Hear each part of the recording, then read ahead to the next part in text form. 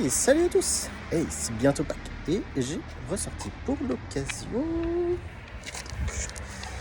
quelques petites impressions que j'avais déjà faites et des nouvelles.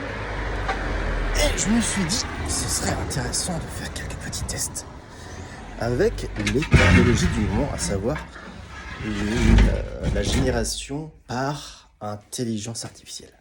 Alors ça peut faire un peu peur, mais non, faut pas. C'est un outil comme un autre. Je vais vous montrer ça tout de suite.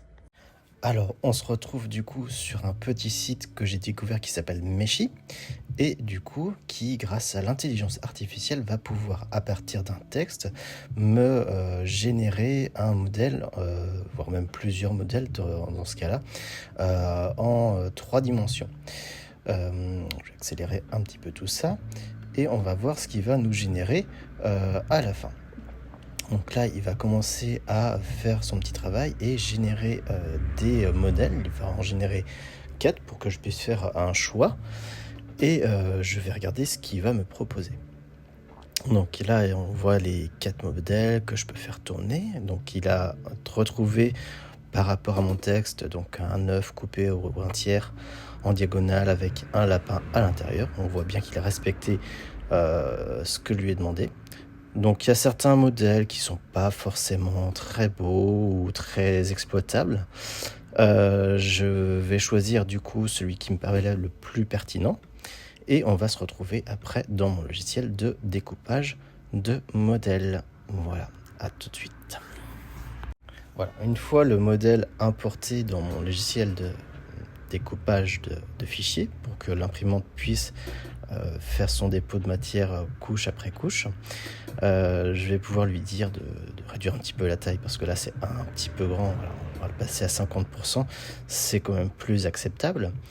Et pour que tout s'imprime correctement, on va le voir un petit peu plus tard, parce que je vais avoir un petit message d'erreur, et voilà, on a ce message d'erreur effectivement, qui nous indique qu'il y a besoin de support parce qu'il y a certains endroits qui sont imprimés dans le vide, et du coup on a besoin de générer du support. Donc je vais demander de générer des supports de façon organique, en arbre en fait, comme on appelle, qui va éviter d'avoir trop de mal à retirer ces derniers.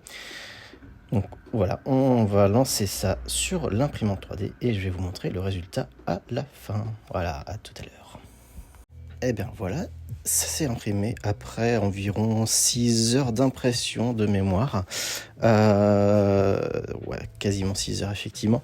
Donc c'est sorti au niveau de l'imprimante. Je vais pouvoir le décoller du plateau et retirer les supports.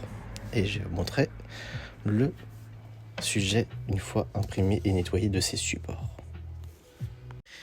Et voilà le résultat final sur un petit 360 degrés. Le résultat n'est pas parfait, j'aurais pu retravailler le modèle pour que ce soit plus propre, mais ça permet donc d'avoir des modèles totalement uniques à partir d'une idée qu'on aurait en tête. Voilà, j'espère que cette petite vidéo vous aura plu et peut-être qu'il y en aura d'autres dans le futur.